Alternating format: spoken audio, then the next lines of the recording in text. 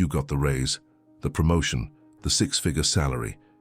And yet here you are staring at your bank account on a Tuesday afternoon, wondering where it all went.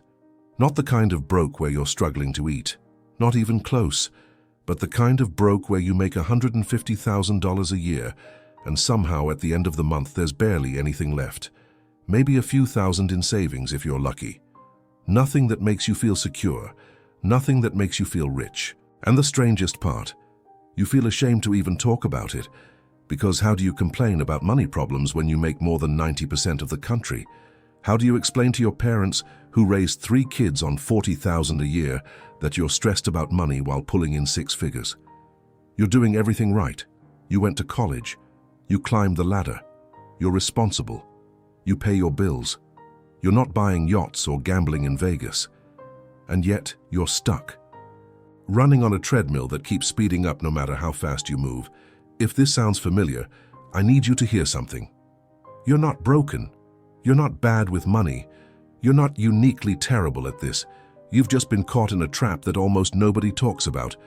A trap that has nothing to do with math and everything to do with psychology. See, we've been taught that the formula for wealth is simple. Earn more, save more, invest wisely, get the degree, get the job, get the raise, and the rest takes care of itself. But here's what nobody tells you. Income is not wealth. In fact, income can be the very thing that keeps you poor. Let me explain. There's a phenomenon that happens almost invisibly. Every time your income goes up, something else goes up with it. Your idea of normal, your idea of what you deserve, your idea of what someone like you should have. When you were making $50,000 a year, you lived a $50,000 life. You had a decent apartment, maybe. A used car. You went out to eat sometimes, but not every night. You were fine. You weren't rich, but you were okay. Then you got the promotion. Suddenly you're making $90,000. And something shifts, not consciously.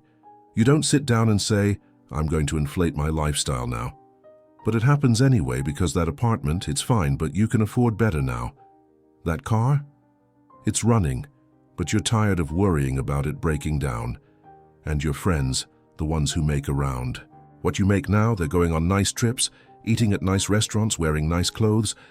And you start to think, I work hard, I deserve this too. So you upgrade, new apartment, nicer neighborhood, lease a new car, nothing crazy, just reliable. Start shopping at Whole Foods instead of Safeway.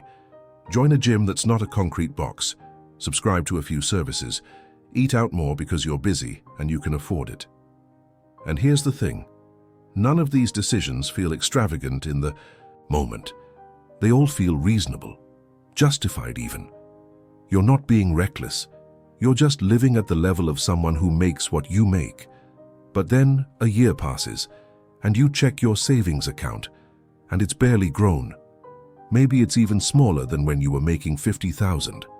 And you feel this creeping panic, this confusion, because you're making almost twice as much. Where did it go? This is the trap. Your lifestyle moved faster than your income. And now you're back to where you started. Not in dollar amounts, but in how you feel. You're still living paycheck to paycheck, just at a higher altitude. Mike Tyson earned over $400 million in his boxing career. $400 million. And in 2006, he filed for bankruptcy. Not because he was stupid, not because he got unlucky, but because $400 million wasn't enough for the life he built. The mansions, the cars, the entourage, the tigers. Yes, actual tigers. His lifestyle grew faster than his income ever could. And when the money stopped coming in, the lifestyle didn't stop. It couldn't. He was locked in. Now, you're probably not buying tigers, but the principle is the same. Every time you upgrade your life, you're locking in a cost. That nicer apartment isn't a one-time expense, it's a commitment. 12 months a year, every year, until you decide to downgrade. And how often do people downgrade? Almost never. Because downgrading feels like failure. It feels like going backwards, so you're stuck. You're making great money, but you can't get ahead because getting ahead would require you to live below the level of someone who makes what you make. And that feels wrong. It feels like deprivation. But here's the deeper problem. The one that's even harder to see. It's not just that your lifestyle inflates with your income. It's that your reference point changes. When you made 50,000 a year, you compared yourself to other people making 50,000. Your college friends working entry-level jobs, your co-workers at the same level. You went to their apartments, they came to yours. You were all in the same boat, and that felt fine. But now you make 150,000, and suddenly your reference point shifts. You're not comparing yourself to the $50,000 people anymore. You're comparing yourself to the $150,000 people. And those people, the ones in your tax bracket, they have different lives. They drive nicer cars. They live in nicer houses. They go on nicer vacations. Their kids go to private schools. They have cleaners and landscapers and personal trainers. And you see this, consciously or not, and you think, that's my peer group now. That's normal for someone like me. Except here's the trick, you're only seeing the ones who spend like that. You're not seeing the ones who make 150,000 and live like they make 70. Those people are invisible. They're not posting on Instagram about the vacation they didn't take. They're not showing off the car they didn't buy. So your brain builds a picture of normal based on incomplete data, and that picture is expensive. This isn't a character flaw. This is biology. For most of human history, we lived in small tribes, 150 people give or take. And in that environment, you knew exactly where you stood. You could see who had more, who had less. Your status was fixed and visible. But today, you're not comparing yourself to 150 people. You're comparing yourself to thousands, millions if you're on social media. And your brain doesn't know how to handle that. It just knows that there are a lot of people out there who seem to be doing better. And it feels bad. It feels like you're falling behind, so you spend to keep up. Not with everyone, just with the people who feel like your peers, the people who make what you make, or a little more. You're not trying to be a billionaire. You're just trying to be normal. But normal is expensive, and it keeps getting more expensive. There's a term for this, the ego tax. It's the money you spend to feel like you're winning, or at least not losing, and it's the most expensive thing you'll ever pay for. You know who has the highest rates of depression, burnout, and substance abuse by profession? Doctors and lawyers. The people we think of as successful, the ones who made it. Why? Because the appearance of success in those worlds costs more than success itself. You can't be a successful lawyer and drive a 10-year-old Honda. You can't be a doctor and live in a small house in a modest neighborhood. It doesn't fit the image. And the image isn't optional. It's part of the job. Or at least it feels that way, so they spend.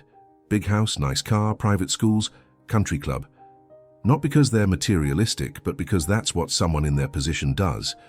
And suddenly they're making 300,000 a year and living paycheck to paycheck, trapped by golden handcuffs. The diagnosis, if we're being honest, is this. You're not staying poor because you don't make enough money. You're staying poor because you're paying a tax, an ego tax, a comparison tax, a keeping up tax. And the worst part is you didn't even know you were paying it. So what's the cure? The cure isn't earning more. I know that's what we've been told. Get the next promotion, start the side hustle, invest smarter. And sure, those things can help, but they don't fix the root problem. Because if your lifestyle moves with your income, more money just means a more expensive life. You're still stuck on the treadmill. It's just a nicer treadmill. The real cure is this. You have to stop moving the goalpost. Think about it like this. Everyone wants the exercise version of wealth. Work harder, earn more, optimize, hustle. But the truth is, 80% of the results come from the diet version. Stop inflating your life. Every upgrade you make, every time you improve your lifestyle, you're not rewarding yourself. You're creating a new baseline, a new floor that you now have to maintain. Forever. That bigger house isn't a one-time win. It's a commitment. Higher mortgage, higher utilities, higher maintenance, higher property taxes. For the next 30 years. That's not freedom. That's a trap. Here's what most people don't understand about wealth. Wealth is invisible. Wealth is the cars not purchased, the vacations not taken, the house not upgraded. Wealth is what you don't see. Rich is a fancy car in the driveway. Wealth is the financial security to quit your job and not panic. Rich is a Rolex. Wealth is time. Rich is impressing strangers. Wealth is freedom. Warren Buffett is worth over $100 billion. He lives in the same house he bought in 1958 for $31,500. He drives a modest car. He eats breakfast from McDonald's. Is he cheap? No, he's free. Because he never tied his happiness to stuff. He bought freedom instead. Now, I'm not saying you need to live like Warren Buffett, but you do need to ask yourself a question. Every time you're about to upgrade your life, ask this: what does this cost me in freedom? Because every dollar you spend is a vote. You're either voting for stuff or you're voting for time, for options, for the ability to say no. And most people, without realizing it, are voting for stuff. And then wondering why they feel trapped. Here's another shift. Stop asking how much can I afford. Start asking how little can I enjoy. This isn't about deprivation. It's about recognizing that the human brain is terrible at sustaining pleasure. Psychologists call it hedonic adaptation. You buy the thing, you feel great for a week, maybe a month, and then it's just normal. The new car becomes the car. The new apartment becomes the apartment. The joy fades, but the cost doesn't. Freedom, on the other hand, doesn't fade. The feeling of having 6 months of expenses saved. The feeling of not being dependent on your next paycheck. The feeling of being able to walk away from a bad situation. That doesn't get old. So the question isn't, what will make me happy? The question is, what will still matter in a year? Here's the third shift. Stop saying, I'll save when I earn more.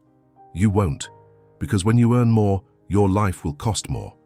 The only way to save is to save now. A percentage, automatically, before you even see it. Pay yourself first, not because it's a clever financial hack, but because it's an identity. You're not someone who saves when it's convenient. You're someone who saves, period. It's not about the amount, it's about the habit, the identity. Start with 5% if that's all you can do, but start. And finally, the hardest shift. Stop keeping up. Here's a challenge. Write down the names of 5 people you're trying to impress with your lifestyle. 5 people whose opinion of you would change if you drove a cheaper car or lived in a smaller house. Got them? Now ask yourself, do they actually care? Would they even notice? And if they did notice, if they did judge you, are those the people you want to build your life around? The truth is, most of the people you're trying to keep up with are too busy trying to keep up with someone else. Everyone's running a race, but nobody knows where the finish line is, or why they're even running. So here's the invitation. Step off the treadmill. You don't need to run faster. You don't need to earn more, work harder, optimize better. You just need to stop. Stop moving the goalpost. Stop comparing. Stop upgrading your life every time your income goes up. There's a story Morgan Housel tells in his book. Kurt Vonnegut and Joseph Heller, both famous authors, are at a party at a billionaire's house in the Hamptons. And Vonnegut says to Heller, "How does it feel knowing that our host made more money yesterday than your novel has, earned in its entire history?" And Heller smiles and says, "Yes, but I have something he will never have. Enough."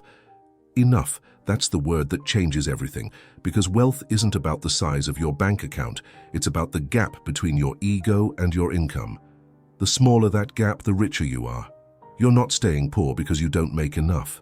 You're staying poor because you haven't decided what enough is, and until you do, no amount of money will ever feel like enough. The goalpost will just keep moving. But here's the good news, you don't need permission. You don't need a windfall, you don't need to wait until you make more. You can decide right now, today, what enough looks like for you. Maybe it's a modest house and financial independence by 50. Maybe it's the ability to take a year off if you need to. Maybe it's never having to check your bank account with anxiety. Whatever it is, define it, write it down, and then build your life around that. Not around what your neighbors have. Not around what Instagram says you should want. Around what actually matters to you, because money is a tool. But if you don't know what you're building, you'll just keep buying better hammers. And you'll stay stuck, running on that treadmill, making more, spending more, and wondering why you never feel rich. The answer is simple. You're already in the end zone. You just keep moving it further away. So stop, plant your flag, and call it enough.